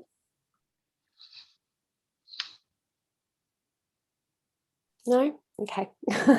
So portals, we don't generally put them there. So a portal is an energetic gateway that has been placed by another being, a spiritual being, whether it be dark, earthbound, whatever it is, to gain access to your field. When we seal them, they shouldn't really come back unless something is placed back. So really, it's grounding and protecting yourself. If you protect your own energy, the portal won't come back. Occasionally we find portals in people's homes and spaces as well. So that's one of the things we check on the protocol. We'll ask, is there any portals in their energy or about the person? Is there any portal in their home or their workspace or anywhere else that we need to seal? Quite often portals that exist outside of us, i.e. in and around our environment, they can be more problematic, because the more they've been used, and some of them could have been there for years, the harder they are to seal up. And so if you live in a very low vibrational area where there's lots of portals, sometimes we can't seal them because they're too active and there's too many beings using them. You've just got to avoid it. You've got to protect yourself. So the answer to, how do you keep yourself clear from interference of anything that we've already cleared, is to maintain really robust protection and to be aware that portals are everywhere. They don't just get attached to us. They're all over the place. And I'd like to add to that sometimes when we do a clearing, we get a whole lot of guidance for the person. And those guidance have beautiful action steps that when you follow those, I think generally it keeps your environment clear of any form of attachment and even your energetic field. So I've felt that always helps, those guidance steps. Sometimes it's as basic as using a crystal or placing a plant at a particular spot, just something simple that you can do on an everyday basis. May I add to that as well, please, Kay? Yes. From my side, I've had lots of personal experience in property problems and portals and dark force energies on the property. And just from that, I can say that as you ground and protect yourself, you can also clear your property, ground your property, protect your property. And that definitely helps to prevent things like portals from reopening and forming. So, pretty much the same process that Charlotte has followed with us in the basic grounding and protection. You can do that for your property or any other part, any other area where you feel that portals are a problem, your workplace, whatever. So I think from that perspective, that's probably the one and only way that you can really prevent that from forming. Great response. I really appreciate that. Thank you. This is a really interesting question because I think it's a common experience. Neha says, after I met my counterpart, my energy got depleted a lot and it was rather immediate. And that also manifested in my material world to some extent. I would love to get more perspective on this and maybe how SRT can potentially help if someone is experiencing this. That's such a great question, Neha. Thank you for asking for that, because I think this is a really important topic. With other people, we can protect ourselves from them and we can close our field off in a way that makes us inaccessible so that they can't drain our energy. And if you're an empath, that's going to happen to you. In fact, high vibrational energy always flows to low. Energy always seeks to create balance and harmony. So if you put two people in the room and one's really low vibration and one's really high vibration, it's just going to go like that. Now, if you've got very robust protection, you can choose to share your light, but also hold space for yourself. However, you are connected to your twin in a way which is omnipresent. And there's actually a cord. I call it it's like an umbilical cord, and a lot of information is exchanged through that cord. So if your twin is particularly low vibrational, it can be very draining. And in those instances, I would say you have to be much more diligent in clearing yourself and taking the time to raise your own vibration. To a degree, my protection will protect me. So I'm just thinking he's probably going to be watching this. Is going to be really triggered by me saying this. But my protection can hold off his energy to a point, but quite often his will interfere, and I'll usually know, I'll have a sensation that it's his energy and not mine. So it's not always when we're physically present. But the key to that is always to, again, have an awareness of your own energy so that you can, refill your tank and restore your sense of well-being. But, for sure, twins share energy, and there's not a lot that we can do about that. Definitely, the less open your field is, the less impactful that process is going to be on you. But there is a direct link there, that we can kind of slow it down. We can stem the flow of that energy. We can have robust protection. But really, the best thing to do is to feed yourself with lots of good energy so that you've got more to share with them. I don't really notice a problem from it on my side of the fence these days, because I do have very robust protection and I take care of myself energetically. It's like having breakfast. Every day I will give myself Reiki, I will meditate and flush myself through with light and work with raising my vibration. So if you're doing that anyway, you probably won't notice any issues with your twins' energy. But if you're not, you know, in the greatest spiritual health yourself, you may really feel it. So really it's about taking care of yourself rather than trying to inhibit it from happening, which is, you know, more tricky. Beautiful. Thank you. Let me add just one little anecdotal thing to that I have found very helpful to me. I use your grounding meditation every morning before a DT and I work. And when I fill my body with light from my crown chakra, and I fill myself with that light from the divine, I feel like that completely protects my energetic field before I even set the intention. It's just the light that comes in from source. I think it balances you out. And if you can be mindful of that and fill yourself with that, that is going to really help you manage things energetically. That was the key for me. May I add another thing, please, Kate? Yes. Just on the topic of your twin, I think what Erin says is very true. And I think the nature of source energy is unconditional love. So what I've found really helps is when you put your twin and yourself in that bubble and you ground the connection, as Charlotte explained earlier, just fill that bubble with that unconditional love, because it transcends anything and everything that is there, as a way of protecting yourself and lifting the energy between the two of you. Very beautiful. Thank you for sharing that. It's one of the quickest and easy ways to clean that fish tank if things start to feel heavy. And this brings us to Ginger Snap's 27 question. Can my aura be torn and me attacked by an earthbound spirit attached to my counterpart? She recently committed suicide and I've been having symptoms, and I did a check my aura and it seemed to be shredded on the left side. Pink, did you want to say something? Share something?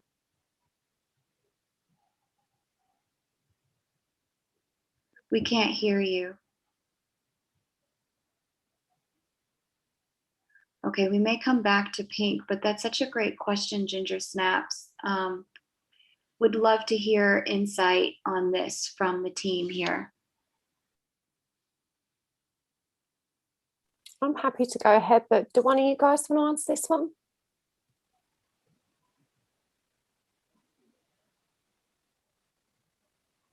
I think it certainly is possible with having that attachment present and entering because of the close relationship you've shared. And very often where we've seen earthbound spirits, especially those that are not just opportunists, but are related to the person, there is a bigger contract in play. There is a bigger reason and a bigger purpose in play. And always, I think I pick up a lot on such earthbound spirits. Most often I've found people related, not just opportunists. And there are strong messages that need to come through for you to sort of be able to heal an aspect which is wounded. That's what I would say. So yes, it is possible, and there is something stronger at play there.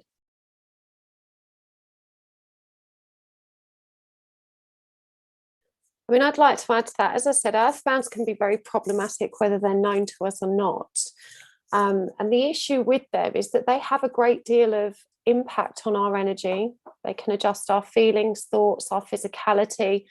And because they're still here on the earth plane and they haven't ascended, they have access to this power to interfere with our energy, but they don't necessarily have access to the higher wisdom and understanding of life after death that they would have had if they'd moved on to the light. They're essentially stuck here like you and I, you know. So sometimes with the greatest will in the world, even when they're trying to help us, their anxiety can rub off on us, you know, their frustrations can rub off on us, and they can interfere because often they'll think they know better. You know, they might think, oh, I'm gonna jolly Charlotte up today, you know, see if I can help her with this. And they may not realize that their energy isn't actually helping me in that way. So as much as they may care about us, our loved ones being here on the earth plane, they're not meant to be here. And when we find earthbounds attached to the person, whether they're your mum or your dad or your kid or your counterpart, we return them to the light where they're meant to go. And that's the best place for them. And they actually have more power to support you from there as well, without interfering with your energy so much. So if you have a torn aura, and absolutely it's possible for your aura to get torn, please seek a clearing and get someone to help you with that. Spirit release therapy, interestingly, is generally used as a term. You may find people call themselves spirit release therapies, and they don't deal with living humans at all. They spend their time helping earthbounds to the light. You know, that's why it's spirit release. They literally release earthbound spirits to the light. And that's where the term was originally coined. And it's very important work. As I said, there are 3 times as many earthbounds here as there are living people. So if you feel that your field has been compromised, get help. You can use that protection meditation. It may help restore it if you've got particularly good strength of will. But if there's an attachment on you, you definitely need some help clearing that. And I'm so sorry to hear that your counterpart passed on. My condolences and deepest sympathies. That's really sad to hear. Totally echo what Charlotte's saying there, and also share condolences and lots of prayer for your healing. I know that's a difficult transition to experience. Okay, I think we have kind of done about all we can do today in terms of time, unless Charlotte and team, any of you would like to take any of the other questions you've seen here in the chat or speak to any of the conversation. You know, maybe there was something that you wanted to share, but you just didn't get a chance to. Now is a great time as we close out. I'd love to hear anything you guys really want to share. Pink, maybe you can try again with your microphone.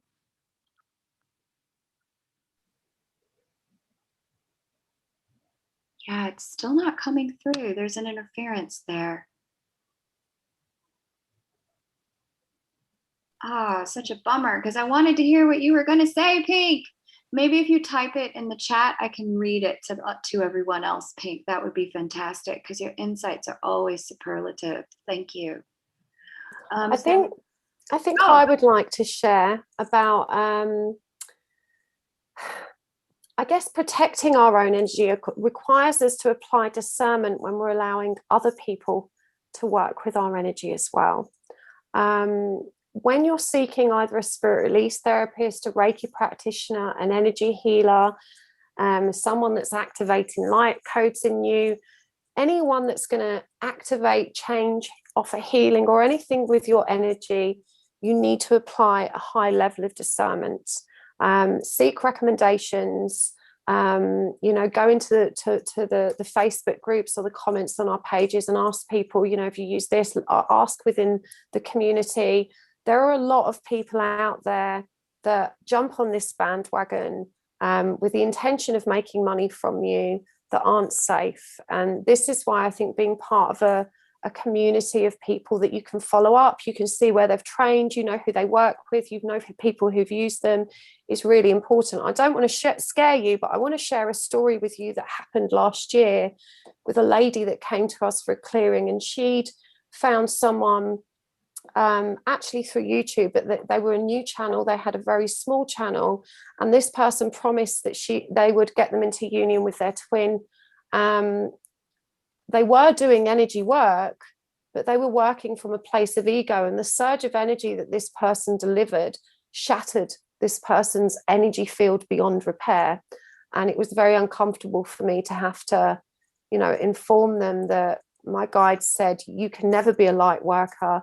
You need to, it's kind of like shattering all your bones and saying, you can't be an athlete now. We've kind of put you back together, but you're never going to function the same.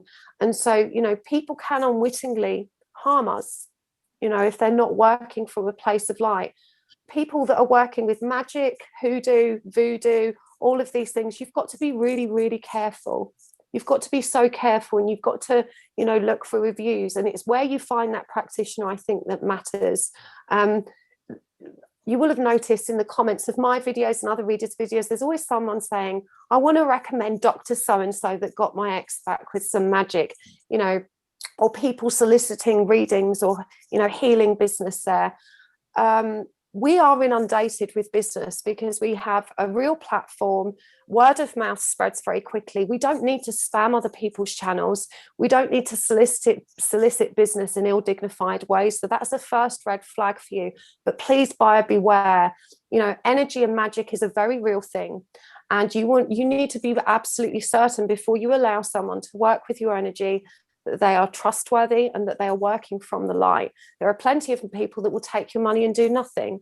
So, you know, to me, it's really important that you're able to look at where someone has trained, you know, who they work with, to make sure that they've got reviews that you can follow up, or an online platform somewhere. A reasonable practitioner will at least have either a Facebook or an Instagram or something, you know, where you can check them out, something that you know, even if it's a ton of reviews on their website. But I would always, you know, Google their names, look for other reviews and comments, and please be careful, because we do clear people that have been damaged by so-called practitioners. And I hate to say that, because it's an uncomfortable truth, but you've got to take care of yourself. And it feels off, you know, trust your own instinct.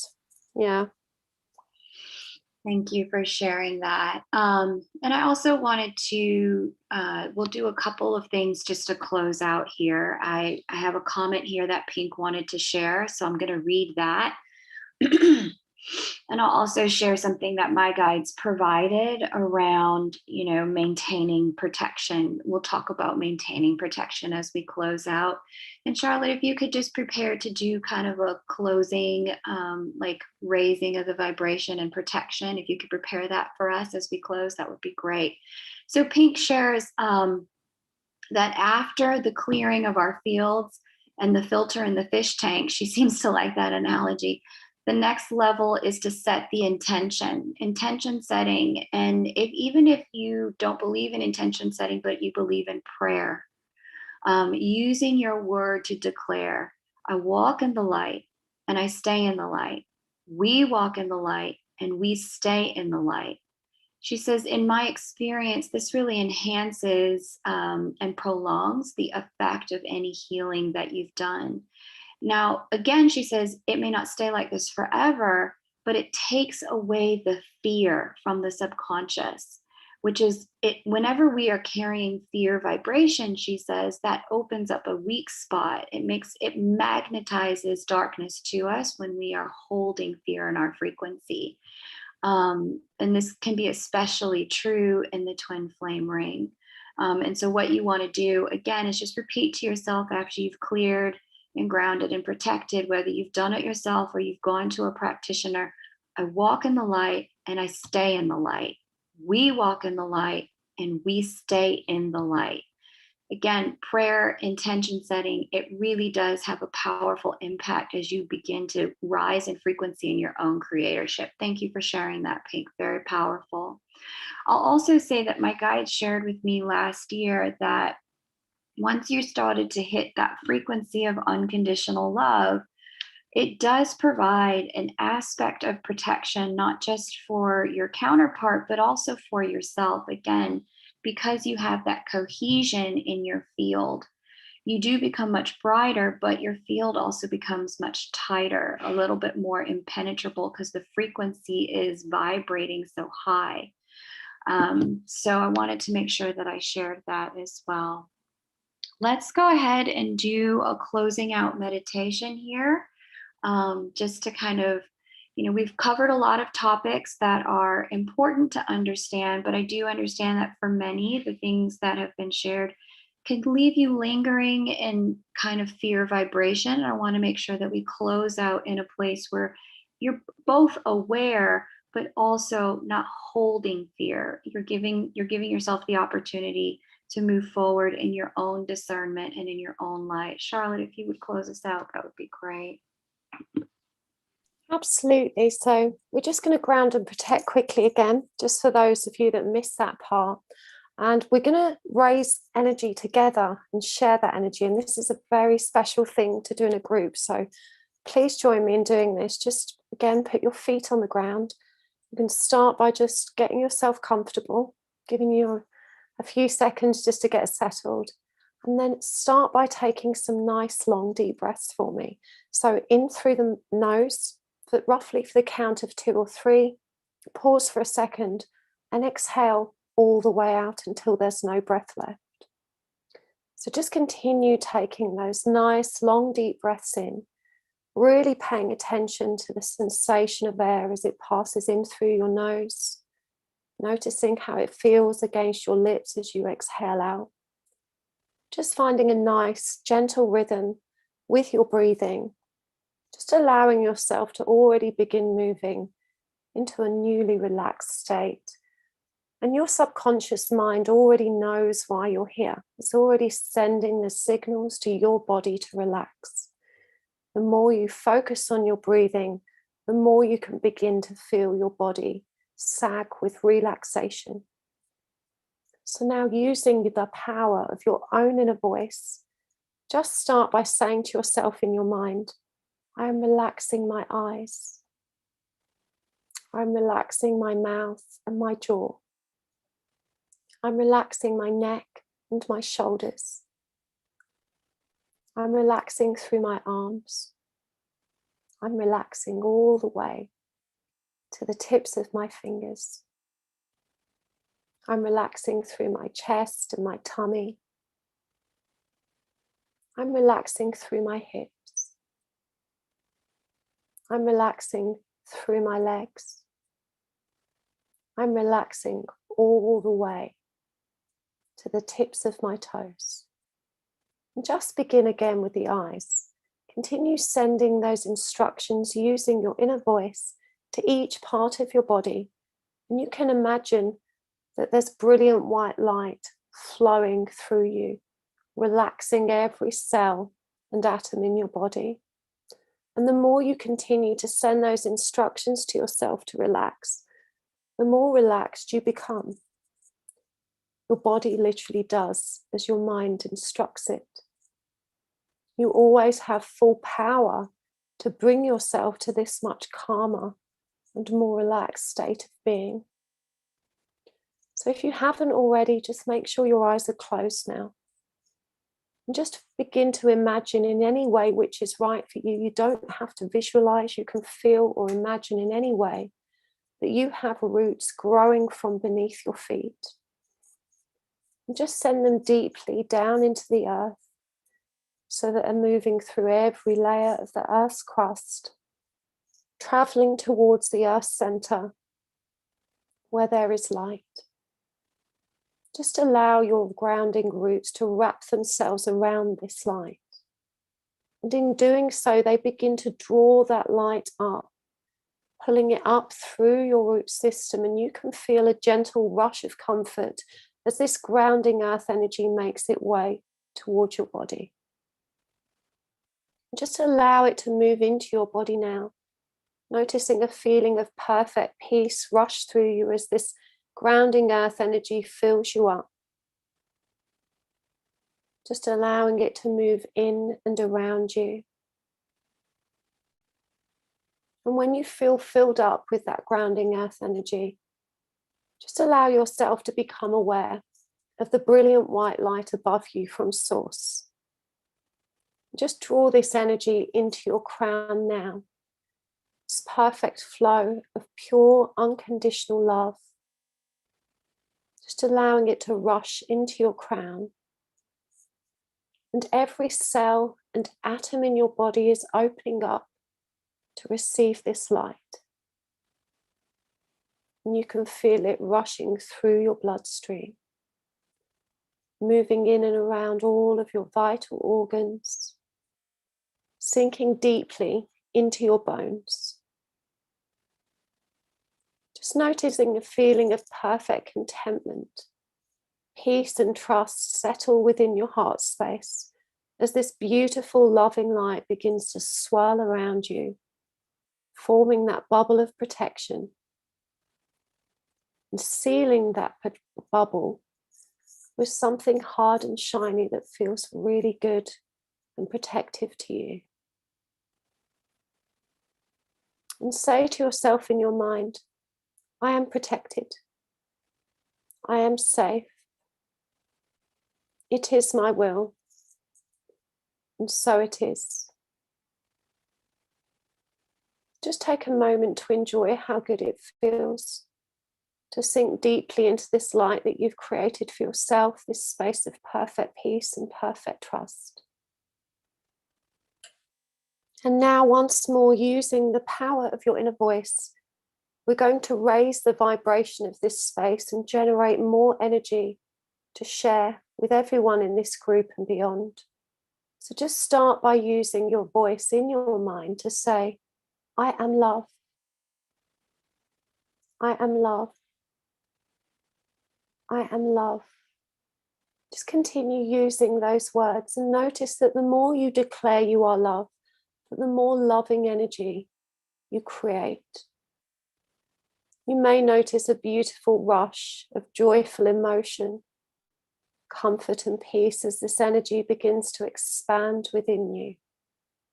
And your vibration begins to rise and rise. Pay attention to how this light in your heart space begins to expand outwards. And using the same loving words, just allow this energy now to build until you can feel the force and power of it moving out and expanding in every direction.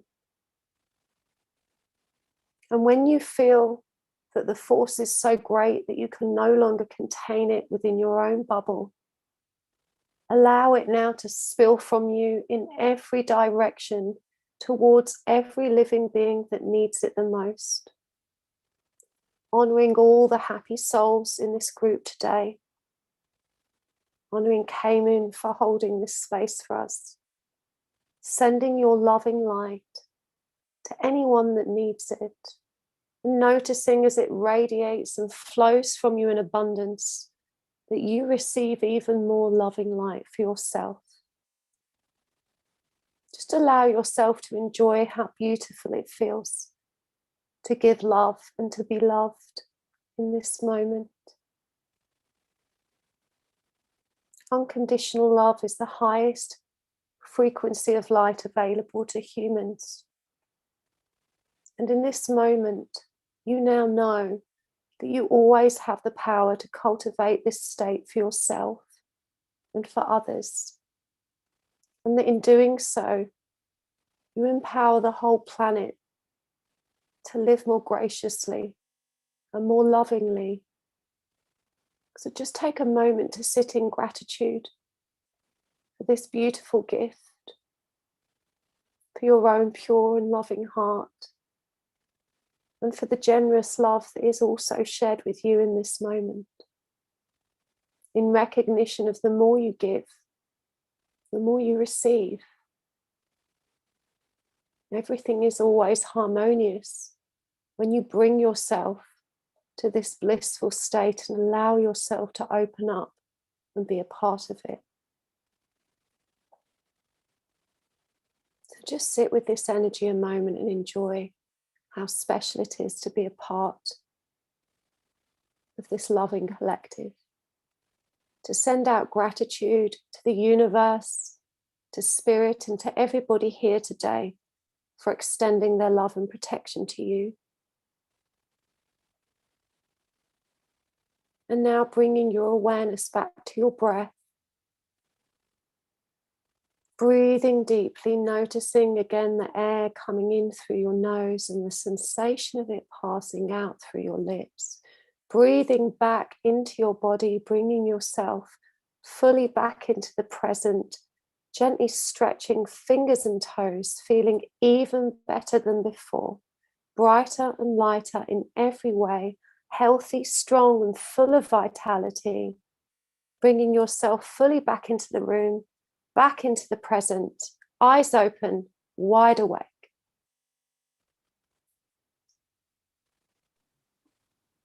So beautiful.